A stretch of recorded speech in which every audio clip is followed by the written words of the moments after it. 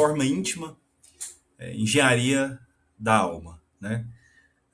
Como eu disse, como o nosso irmão disse, meu nome é Hugo Leonardo, e esse tema ele é interessante. Eu trouxe essa ideia de engenharia da alma porque eu sou engenheiro de software aqui no Brasil, uma das minhas profissões, e a gente percebe a semelhança, né, de toda a engrenagem do universo, de todo esse mecanismo extremamente bem feito, perfeito, né?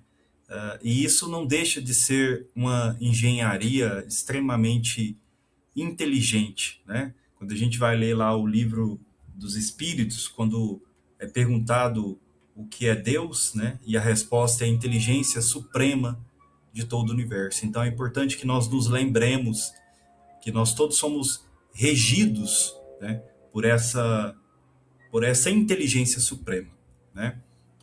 E também porque esse tema é interessante porque nós espíritas, vez ou outra, em algum momento de nossas vidas, nós ouvimos falar de reforma íntima, né? Porque a reforma íntima, para nós espíritas, é o dia a dia, é nos transformarmos, é uma doutrina que acredita na renovação do ser. Nós, como seres espirituais, como seres que transcende eras, décadas, milênios, né? E nós trazemos automatismos, vícios de diversas eras, e é necessário que nós façamos a nossa reforma íntima, né? Eu só vou pedir a licença de vocês que eu esqueci de conectar o notebook. Só vou conectar aqui rapidinho para a gente não ter surpresa.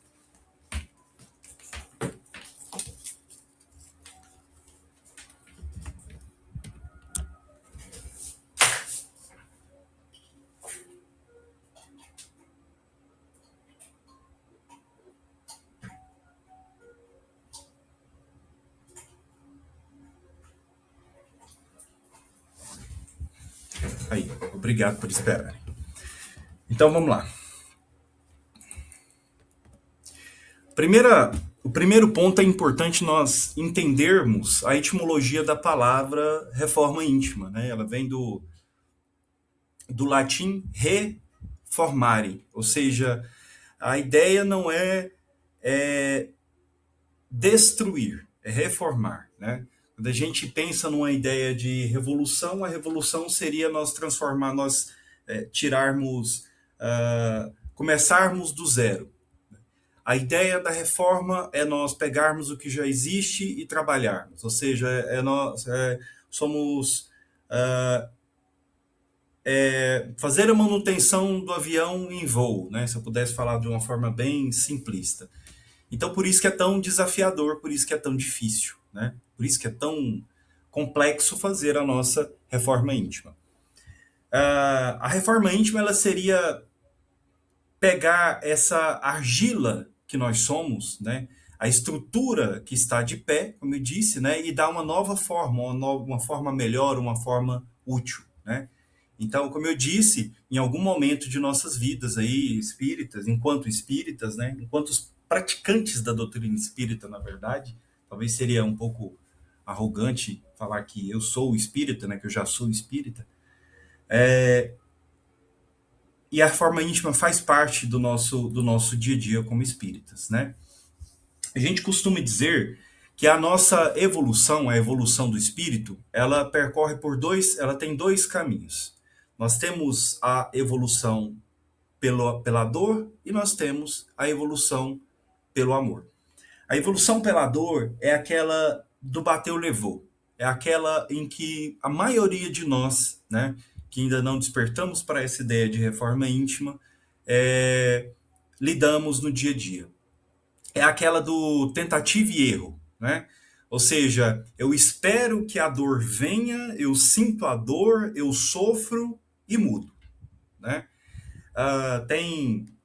É aquela engenharia reativa, né? Sendo que eu posso aprender com os meus erros, eu posso aprender com os erros dos outros também, tá? Mas é o bateu, levou, como eu disse. É o menino teimoso que enfia o dedo na tomada e por mais que a mãe fale, ó, não coloca o dedinho ali que você vai tomar um choque, você coloca o dedo, toma o choque, aí você tem a consciência de que ali é perigoso e não comete mais o mesmo erro. Sendo que na maioria das vezes, mesmo tomando choque, a gente insiste em desfiar o dedo da tomada, né? E tomar vários choques até que a gente percebe que aquilo está causando um grande transtorno na nossa vida e a gente muda de fato. E a evolução pela dor, a evolução pelo amor, por sua vez, é a evolução consciente. E o que se deve a essa evolução consciente? Ela requer que nós façamos uma autoanálise de quem nós somos. Ela requer que nós nos entendamos a essência de quem nós somos, tanto os nossos vícios quanto os nossos defeitos. É a percepção de que determinadas atitudes que estamos tendo na nossa vida estão nos prejudicando. É entender que o meu orgulho faz com que eu sofra. É entender que a minha vaidade, ela abre brechas para as pessoas me manipularem, ela abre brechas para obsessões espirituais, ela abre brecha para que eu sofra, né? É interessante essa parte da evolução pelo amor.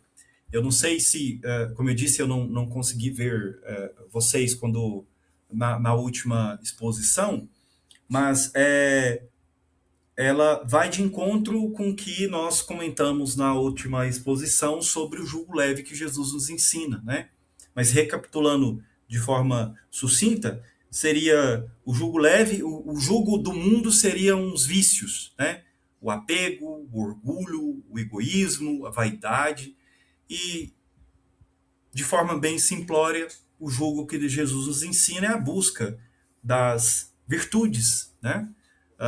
O altruísmo, o amor, a abnegação, obediência, etc, etc, etc. Né? Então, ou seja, quando nós fazemos essa autoanálise, nós percebemos o que nos faz mal, por isso que é importante que nós façamos isso, né? Que nós façamos essa autoanálise, percebamos quais são as nossas atitudes, quais são as nossas ações que nos trazem sofrimento. Né? Ou seja, é importante entender que eu só vou conseguir mudar de fato, eu falei isso da outra vez, quando eu perceber que a culpa não é do outro. Eu tenho entender a minha parcela de culpa. Enquanto eu terceirizar a culpa, eu nunca vou conseguir mudar.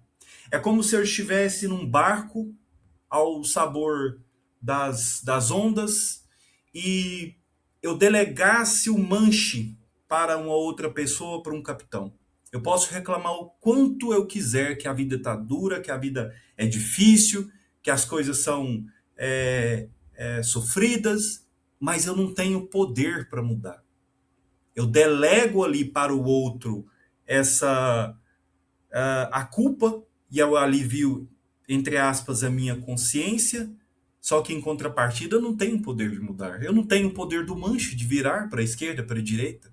Eu não tenho domínio sobre mim nem sobre a minha vida. Mas quando eu assumo a minha parcela de responsabilidade na vida, eu, usando ainda essa analogia, eu seguro o leme desse barco.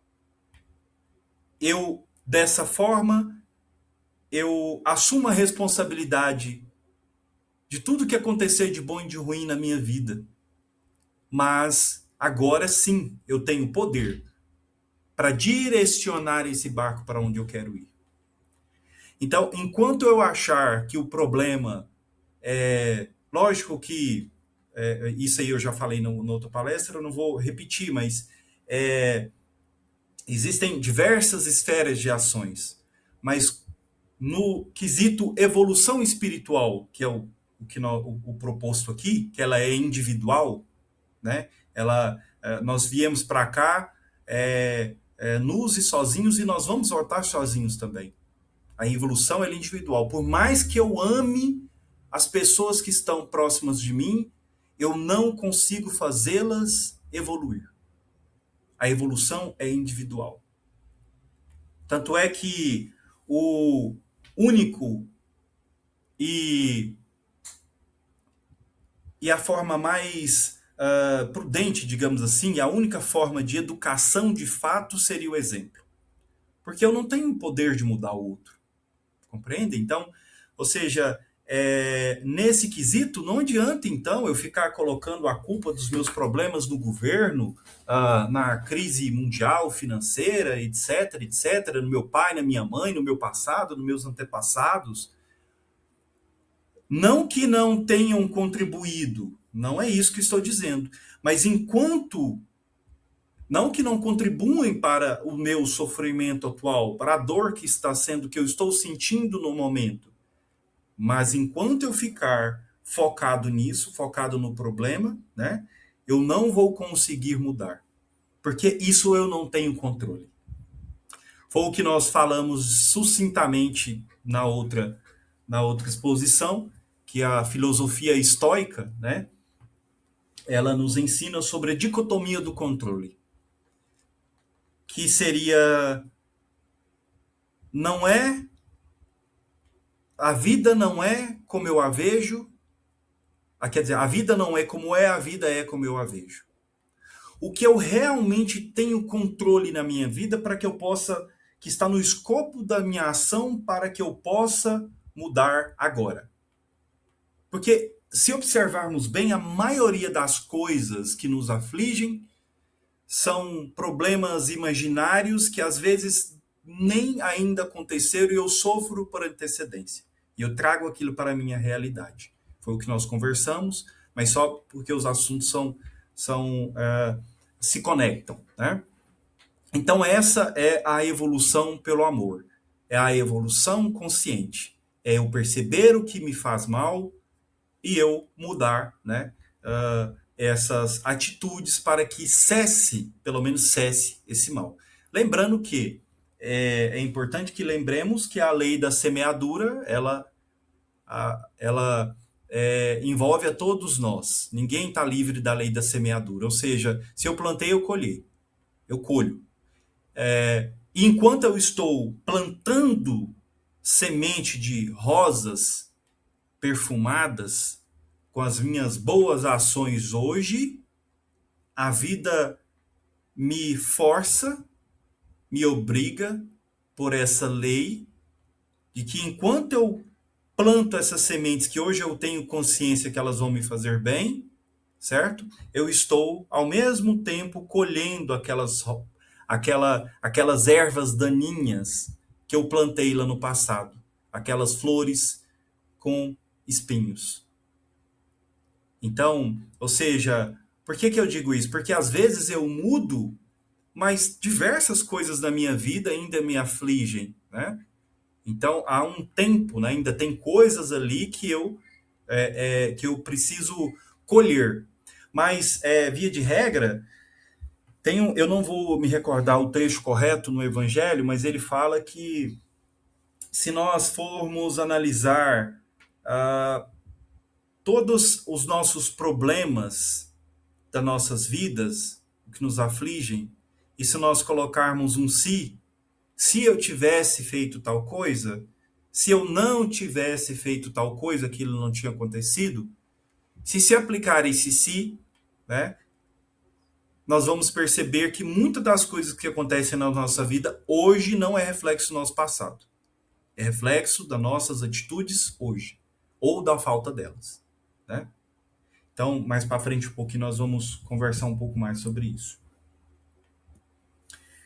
E aqui Jesus nos ensina, né, que a reforma íntima é essa evolução pelo amor, em que eu disse agora há pouco, e ela é a escolha inteligente de evoluir pelo amor. É o cuidar do alicerce antes que a tempestade chegue.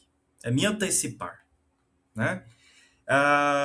Como nos ensinou Jesus na parábola da casa sobre a rocha, que ele nos diz que quem ouve suas palavras e as pratica é o homem que alicerçou sua casa sobre a rocha, que mesmo com a chuva, o transbordar dos rios, o soprar dos ventos, ela não cai, ela não desmorona.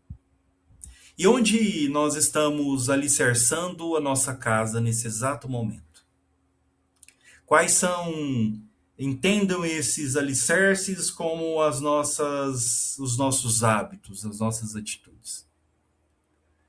Hoje nós estamos com os alicerces fortes o suficientes para que tipo de tempestade? Como eu disse, nós estamos regidos sob a lei da semeadura. O que plantamos, nós colhemos. Mas Deus é tão soberanamente justo e bom conosco que essas mazelas que nós plantamos no passado, que seja por uma ação direta de querer, ou porque ou sem querer, não importa, mas nós plantamos, ele nos permite pagá-las de forma fracionada na nossa vida, certo? Então, como eu disse, é mágico pensar o quanto nós somos abençoados e agraciados, todos nós. Ah, mas eu passo dificuldades? Observem, como eu disse, que analisem, é legal que nós que nós possamos trazer isso para a nossa vida e fazer uma autoanálise. A ideia é reflexão, né?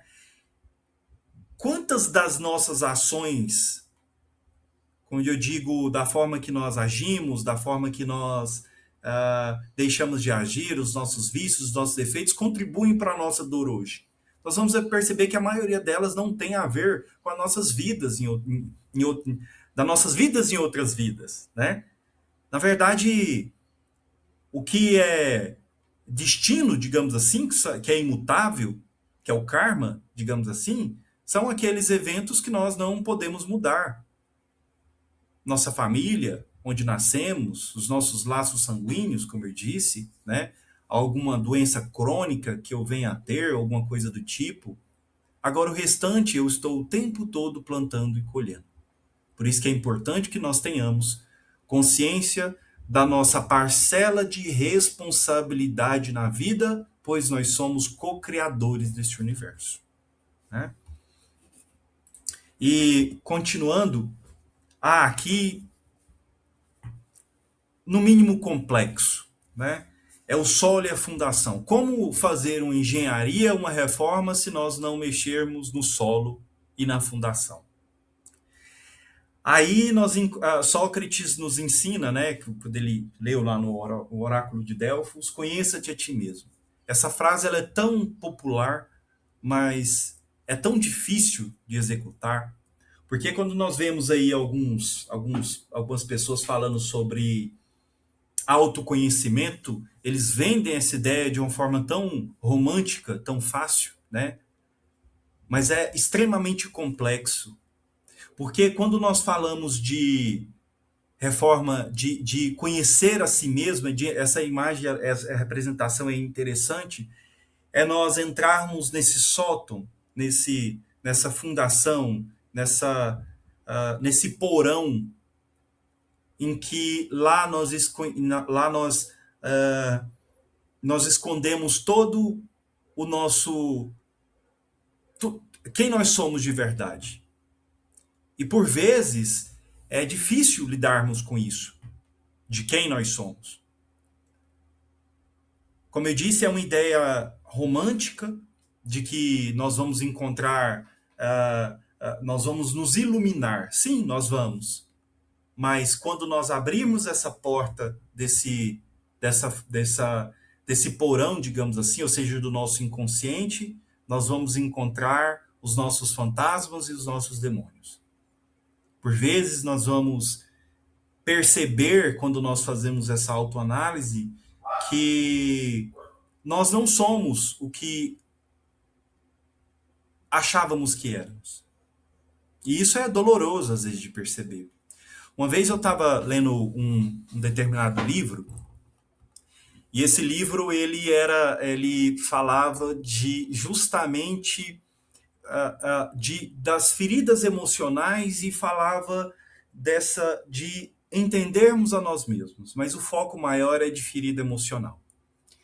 E num determinado momento do livro, até então tinha alguns que eu já tinha consciência de ter, que essas feridas, no livro falava sobre essas feridas emocionais e o que elas nos proporcionam, digamos assim, o que elas, como o reflexo dela age em nossas vidas, né? Basicamente é isso. E em determinado momento, quando eu vi um determinado defeito, eu assustei. Eu falei, poxa, mas eu sou assim? Ficou tão intragável, porque às vezes é difícil, é doloroso tocar na ferida. É necessário, mas é doloroso. Por isso que eu falei, de às vezes vendem uma ideia um pouco romântica sobre isso. Eu precisei de uns 2, 3 dias para cair a ficha, para eu poder digerir aquilo, como se tivesse sido um alimento mais pesado mesmo, para que eu pudesse digerir aquilo, para que eu conseguisse terminar o livro e continuar com as páginas. Porque o meu ego, ele me protege disso. O ego faz com que eu não perceba esses meus defeitos. E para mim aquilo era absolutamente normal, mas eu assustei e falei, poxa, é assim que eu sou? E dali então eu mudei. Mas eu demorei alguns dias para digerir aquela informação. Então, é importante sim que nós conheçamos a nós mesmos, mas é importante que quando nós fizermos isso, nós vamos falar um pouco mais à frente, 2 ferramentas extremamente importantes, que é o auto-amor e o auto-perdão. Essa jornada de autoconhecimento, nessa jornada de autoconhecimento, essas ferramentas são extremamente importantes. Jung, ele nos alerta sobre a nossa sombra. Não vou entrar muito no campo da psicologia, mas acho que muitos já ouviram falar nesse termo, né? Que seriam, as sombras são aqueles quartos, fazendo uma analogia no sentido, no tema que nós estamos conversando, são aqueles quartos fechados da nossa alma, onde guardamos o que não gostamos em nós. O ciúme, a inveja, a raiva. Ah, será que eu sou invejoso? Será? Quando uma pessoa próxima fica feliz, consegue algo, qual a minha reação? Eu me sinto feliz ou eu me sinto mal? Porque às vezes nós temos a inveja como se fosse assim, eu desejar o mal para o outro porque ele conquistou aquilo. Às vezes eu emano essa energia para outra pessoa simplesmente porque naquele momento da minha vida eu estou insatisfeito comigo mesmo, com a minha vida, e isso faz com que eu me sinta, digamos assim, mal com aquela situação, com a vitória do outro. Nós somos seres humanos, isso é perfeitamente normal. Ciúme, será que eu sinto ciúme? É importante entender que, aí nós vamos entrar nesse tema agora na frente, mas esses vícios, eles não foram construídos aqui. Em um determinado momento evolutivo, para a preservação da espécie, o ciúme ele foi importante, porque nós já passamos por todos os reinos, e quando nós estávamos no reino animal, quando nós estávamos, digamos assim, na alcateia de lobos, né, era necessário para que eu preservasse a espécie. O problema é quando nós ainda nos deixamos levar por essas emoções. Mas, como eu disse, isso acomete a todos nós. Por isso que é importante que façamos essa reforma íntima. Né?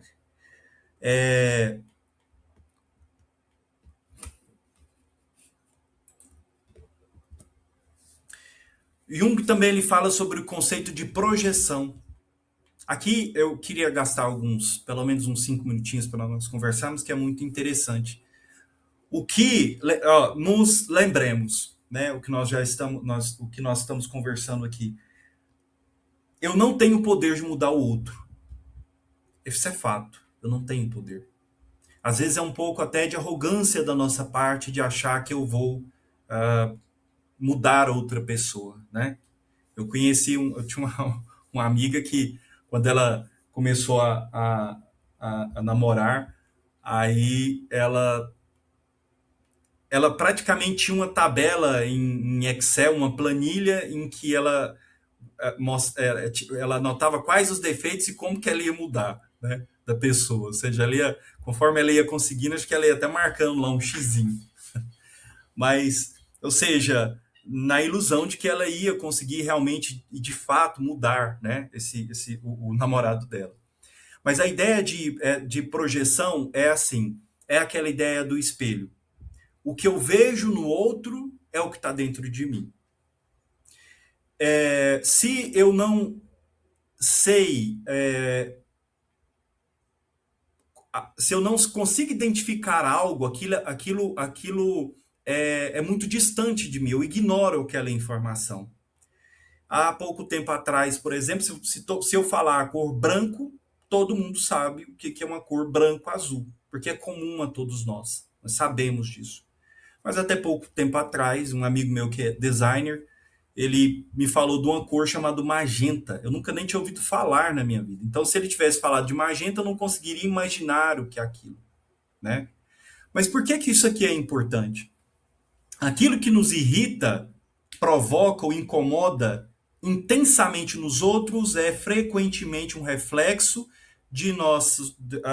de aspecto da nossa própria personalidade que recusamos, negamos. Jung disse que tudo o que nos irrita nos outros pode levar-nos a um entendimento de nós mesmos. Quantas vezes no Evangelho, nos textos da doutrina espírita, nós ouvimos dizer que o nosso melhor professor é o nosso inimigo? Ou, eu não gosto de usar essa palavra inimigo, mas o nosso adversário, né? O nosso próximo. Quantas vezes ele nos ensina muito mais sobre nós do que aquelas pessoas que nos amam? Porque as pessoas que nos amam, por vezes, elas evitam de falar determinadas coisas para não nos magoarmos, para nós não nos magoarmos, para nós não nos ferirmos. A pessoa que ela tem, às vezes, até um pouco de malícia para falar isso, ela não vai ter o mínimo de pudor de falar isso, de atacar nossos defeitos. Pelo contrário. Na verdade, na maioria das vezes, ela vai achar, vai se deliciar, né, com o nosso desconforto. Mas aqui eu queria chamar a atenção para uma outra situação. Quando nós nos relacionamos com as pessoas, qualquer pessoa do nosso dia a dia, nosso cônjuge, etc., nós nos incomodamos com determinadas atitudes. Porque, no fundo, é como diz Jung, é esse reflexo de nós.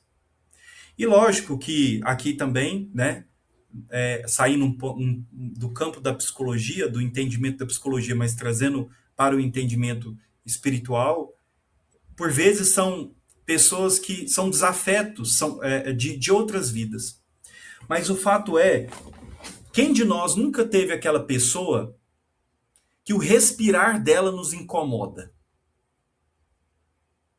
É aquela situação em que eu estou meditando, eu estou zen, estou numa fase excelente. Ela passa, faz um comentário, ela muda meu humor.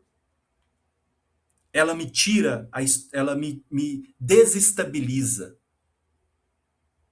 Que, como eu disse, pode ser, levando por esse lado, e todos nós temos entendimento de outras vidas, são desafetos. São, na verdade, laços que precisam ser reparados. E por vezes estão dentro de casa. Que nós viemos atrelados de alguma forma a essas pessoas justamente para que possamos resolver esse problema. Mas eu não tenho o poder de mudar o outro. Eu tenho o poder de mudar somente a mim mesmo. A dicotomia do controle. A vida não é como é, a vida é como eu a vejo. De que adianta gastar energia em algo que eu não tenho o mínimo poder de mudar? O quanto nós gastamos energia na nossa vida em coisas que não temos o mínimo poder de mudar. O falar é energia, o pensar é energia. O quanto dessa energia criadora nós poderíamos estar utilizando para algo útil, realmente útil e bom para nós. É a evolução pelo amor consciente. Mas o fato é que, e o mais importante que temos que entender aqui, que ninguém, eu pelo menos não estou livre disso, não é porque eu estou falando isso que eu estou livre disso, mas como eu disse, é uma reflexão que temos que fazer, que em algum momento vamos encontrar pessoas assim. Percebam o quanto essa pessoa tem poder sobre nós.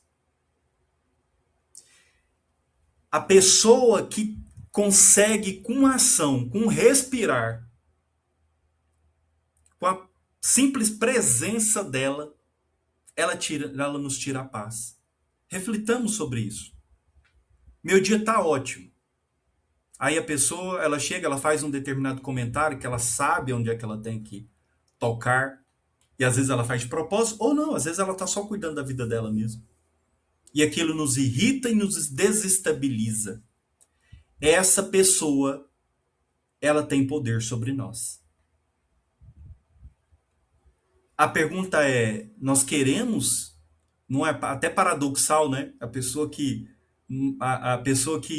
menos queremos que ela tenha alguma influência sobre nós, às vezes ela é que mais tem o poder de tirar a nossa paz. Então, ou seja, e eu tenho o poder de mudar ela? Não. Mas eu tenho o poder de mudar como eu vejo. Por isso que Jesus nos ensina sobre o perdão, sobre o amar. E não é aqui o tema, mas geralmente quando isso acontece comigo, eu começo a orar pela pessoa, eu começo a fazer preces pela pessoa, para que essa energia, né, ela se quebre e não me afete. Mas continuando, senão vou me delongar, Jesus nos ensina sobre essa limpeza interior, né, sobre essa reforma íntima. Ele, em Mateus capítulo 23, versículo 26, ele disse: fariseu cego, limpa primeiro o interior do copo e do prato, para que também o exterior fique limpo. Porque você repara no cisco que está no olho do seu irmão e não no seu, e não se dá conta da viga que está em seu próprio olho. Então, por vezes, nós observamos o defeito do outro, mas não observamos o nosso. Então, como eu disse da questão do espelho, que é essa teoria de Jung, da projeção, quando eu percebo o defeito do outro, é importante que eu comece a olhar para os meus próprios defeitos. O teste de carga, como eu disse, Deus é tão bom, tão generoso conosco, que ele não nos dá uma carga maior do que conseguimos carregar. Deus não nos dá um fardo maior que esses ombros não consigam carregar, sustentar. Emmanuel nos consola dizendo que a dor da reforma não é punição. Por vezes nós falamos karma, karma, karma, karma, só que com a nossa mentalidade ainda de espíritos, de um planeta de provas e expiação, ainda temos a mente ainda voltada para a punição e não para o amor. Então nós entendemos um Deus que castiga, um Deus que pune. Mas na verdade é reforma, é correção, é uma escola, mas nem sempre a escola é agradável. Aprender algo novo não é agradável, né? Então, as dificuldades elas vêm justamente para testar os nossos alicerces. E aqui a gente tem o cérebro ele tem uma capacidade chamada neuroplasticidade cerebral, né? Que é na lei de Hebb, que diz que neurônios que disparam juntos se conectam juntos, né? Isso criam sinapses, redes neurais. O que isso importa aqui para nós? Quanto mais eu executo um determinado hábito, uma determinada ação, é como se fossem estradas que se pavimentam e elas vão ficando mais pavimentadas, mais pavimentadas. Se eu tenho uma estrada, se eu estou com um carro, eu estou com a estrada pavimentada, eu vou seguir a estrada pavimentada, com estrada, ou eu vou entrar por uma estrada de mato, toda cheia de buracos. É óbvio que eu vou pelo mais fácil. Esses são os nossos automatismos, né? São os nossos hábitos que estão sendo alicerçados, que estão sendo reforçados ao longo de anos, ao longo de décadas, ao longo de séculos, ao longo de milênios. Porque eles não começam nessa vida, né? Então, quanto mais nós executamos esses hábitos, mais eles são reforçados e mais essas redes neurais, esses hábitos, né, são mais difíceis de serem quebrados.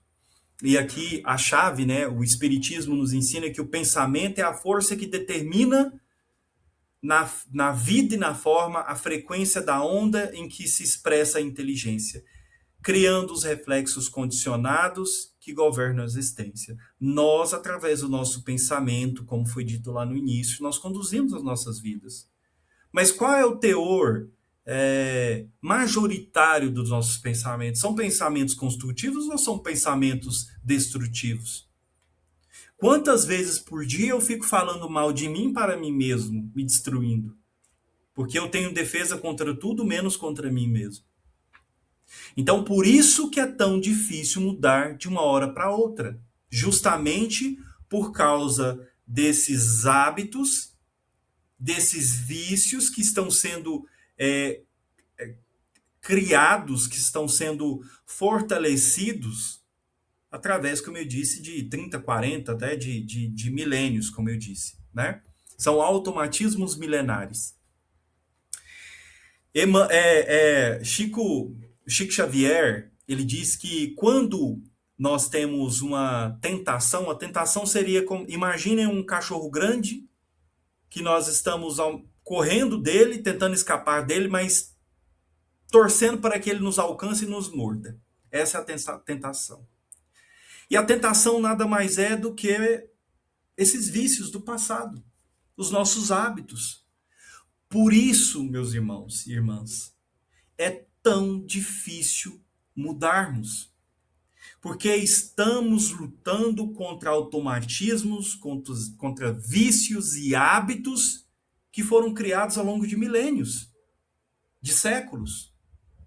Porque quando nascemos, devido a essa neuroplasticidade do cérebro, nós trazemos esse hábito, nós trazemos essas redes neurais, essas estradas pavimentadas, e é muito mais difícil, óbvio, né, nós criarmos novos hábitos. E detalhe, nós não conseguimos simplesmente deletar esse hábito. Eu sempre lanço o desafio para quem dirige: desaprenda a dirigir. Não conseguimos, a não ser que temos algum problema biológico, fisiológico, né? Não conseguimos. Por quê? Eu não vou conseguir simplesmente deletar um hábito da nossa vida. Então, como é que eu tenho que fazer? Eu tenho que criar novos hábitos. Criar novas ações em nossas vidas. Isso é reforma íntima. Isso é reforma íntima. E Jesus nos ensina: vigiai e orai para que não entreis em tentações. Vigiai e orai para que não entreis em tentações. Na verdade, o espírito está pronto, mas a carne é fraca. A carne é fraca, porque nós trazemos esses automatismos de outras vidas, né?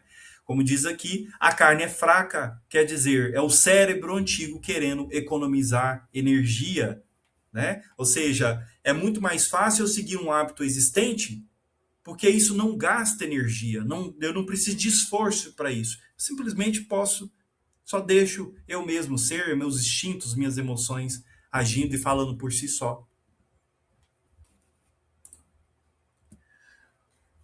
O mestre de obras Paulo de Tarso. Eu acho que eu já falei aqui da outras vezes, eu tenho uma admiração profunda por Paulo de Tarso. Porque, diferente dos outros discípulos, Paulo ele é um perseguidor dos cristãos. Paulo ele tinha uma rede neural fortíssima de perseguidor, de homem rígido, duro. Mas quando ele encontra Jesus na estrada de Damasco, a vida dele muda. E ele automaticamente muda a maneira como ele vê a vida. Mas aí tem uma parte que a Bíblia não fala, mas nós temos essa informação. Não sei quem já leu o livro Paulo e Estevão. Quem não leu, leiam uma das obras mais belas que eu já li na minha vida. E lá fala que ele ficou 3 anos no deserto meditando. Ou seja, não foi de uma hora para outra. Simplesmente ele caiu do cavalo e, Senhor, o que quer que eu faça? E simplesmente mudou. Mas é importante uma coisa que é importante nós entendermos uma coisa na ação dele. Ele não ficou se vitimizando. Quando ele percebeu o erro, ele simplesmente disse: Senhor, o que quer que eu faça? Ele não ficou se lamentando, não ficou arrumando justificativas. Ele simplesmente seguiu em frente. E essa atitude nós devemos nos comportar assim como Paulo, porque nós somos seres humanos falhos e vamos cair. E quando nós cairmos, que nós possamos nos levantar e falar: Senhor, o que quer que eu faça? O que quer que façamos? E como eu disse, para que nós possamos fazer essa reforma íntima, meus irmãos, é importante que nós usemos 2 ferramentas: o auto-amor e o auto-perdão. A ferramenta do amor que Paulo nos ensina é quando ele diz em Coríntios 13, versículo 1 e 2: ainda que eu falasse a língua as línguas dos homens e dos anjos e eu não tivesse amor, seria como um metal que soa, e ainda que tivesse o dom de profecia e conhecesse todos os mistérios e toda a ciência e não tivesse amor, nada seria. Ou seja, é, ou seja, nessa nossa busca pela nossa evolução espiritual, nossa reforma íntima, quando nós formos abrir o porão do nosso inconsciente, da nossa alma, e nós nos depararmos com os erros que nós cometemos na vida, nessa e em outras vidas, aprendamos a nos perdoar. Nos lembremos que o Deus, que Jesus é amor, é soberanamente justo e bom. E que o mesmo perdão que temos que dar para o nosso próximo é aquele que temos que ter conosco mesmo. Mas é tão mais difícil fazermos isso por nós. Às vezes é mais fácil perdoar o outro do que nos perdoar. E nós temos que sim desenvolver esse auto-amor. Porque quando eu perceber o meu erro, para que eu mude, eu preciso me perdoar e me amar o suficiente para isso. Do contrário, eu vou entrar num círculo de dor, punição. Eu vou entrar num ciclo de culpa e medo. E isso são portas abertas para a obsessão espiritual. Então, aprendamos durante a reforma íntima a nos amar, a nos perdoar. Ah, mas eu sou tão falho? Sim, eu sou. É por isso que eu preciso de reforma íntima. E é por isso que eu preciso de me amar. É por isso que eu preciso me perdoar. Porque se eu não estiver bem, se eu não estiver em condição, quem que eu vou conseguir ajudar? Então a primeira pessoa que eu tenho que aprender a fazer isso, amar ao próximo como a mim mesmo, né? Como a ti mesmo, é em relação a mim. Porque para eu dar isso para outra pessoa, para o nosso próximo, é importante que eu entenda o que é isso. Eu vibrar esse amor e esse perdão. Então, o cimento do auto-perdão, né? Sejamos mansos conosco mesmo. E para finalizar, Tomai sobre vós o meu jugo e aprendei de mim, que sou manso e humilde de coração, e encontrareis descanso para as provas da alma. Que Jesus, o divino arquiteto, nos abençoe e nessa construção diária. E não nos esqueçamos, meus irmãos, auto perdão e auto amor. Não importa o que fizemos na vida. Jesus é amor, é perdão. Esse foi o maior exemplo que ele deu. Então não nos esqueçamos que nós também somos merecedores disso. E para nós continuarmos essa reforma, que possamos usar dessas ferramentas. Muito obrigado a todos pela oportunidade. Que Jesus abençoe a todos nós.